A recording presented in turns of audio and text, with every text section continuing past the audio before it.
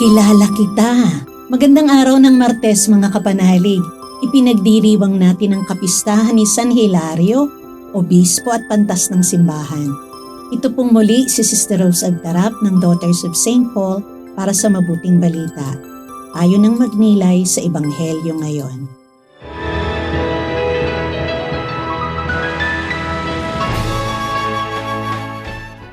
At pumunta sila sa Capernaum at nagturo siya sa sinagoga sa araw ng pahinga. Nagulat ang mga tao sa kanyang pangangaral, sapagkat nangaral siya ng may kapangyarihan, hindi gaya ng mga guro ng batas. May isang tao sa sinagoga na inaalihan ng isang maruming espiritu. Sumigaw ito, Ano ang kailangan mo sa akin, Jesus na taga Nazaret? Para ipahamak kami kaya ka dumating. Alam ko kung sino ka, ang banal ng Diyos. Tumahimik at lumaya sa kanya. Matinding niyugyug ng espiritu ang taong yun, at pagkasigaw ng malakas ay saka lumabas. Talagang takang-taka ang lahat, at nag-usap-usap sila. Ano ito? Isang bagong pagtuturo na may kapangyarihan. Nauutusan niya kahit maruming espiritu at sinusunod nila siya. Oo nga. At dumaganap ang katanyagan niya saan man sa buong lupain ng Galilea.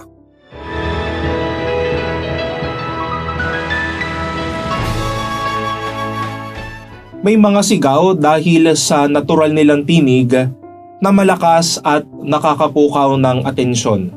Kabilang dyan ang sigaw ng isang taong may tinatawag o ng isang guro habang nagtuturo.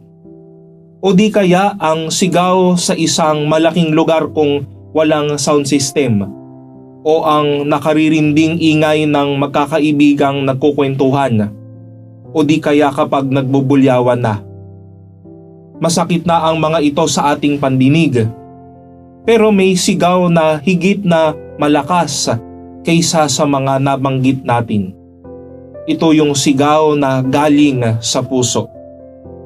Narinig natin sa pagbasa ngayon na ang matinding panalangin at sigaw ni Ana para sa kanyang supling at ang sigaw ng inaalihan ng masamang espiritu sa mabuting balita. Parehong mga sigaw, ngunit tagos sa damdamin. Mga sigaw ng matinding pangangailangan, mga sigaw ng puso patungo sa Diyos tulad ni Ana at ng taong napalaya mula sa masamang espiritu. May mga sigaw rin tayong hindi naman malakas mula sa ating bibig, kundi sigaw na mula sa puso at tagos patungo sa Diyos. Hindi masamang masabi ang mga ito sa pananalangin.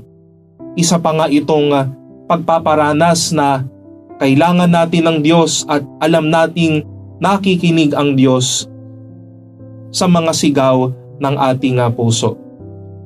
Tahimik man ito, dahil galing sa ating mga puso, panatag tayo na lagi itong patungo sa Diyos.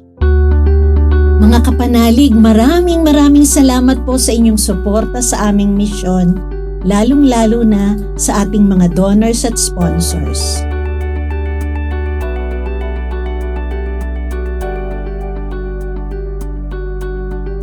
Subscribe, like, share and follow po lines sa aming social media accounts. Patuloy po kaming humihingi ng inyong tulong upang maipagpatuloy ang programang ito. Maaari po ninyong ipadala ang inyong love offerings at donasyon sa aming donations channels. Makakaasa po kayo na kasamang lagi ang inyong mga intensyon at kahilingan sa aming panalangin araw-araw. Ito pong muli si Sister Rose na nag-aanyaya sa inyong manalangin sa Santo Niño Jesus. O banal na sanggol, Diyos na makapangyarihan at bukal ng mga biyaya, buong puso kaming sumasamba at nagsisisi sa aming mga kasalanan. Iniaalay namin sa iyo ang aming sarili. Itulot mo na matulad kami sa iyong kabanalan. Gawin mo kaming maamo, mababa ang loob, matiisin, malinis, maunawain sa kapwa, at masunurin sa kalooban mo. Amen.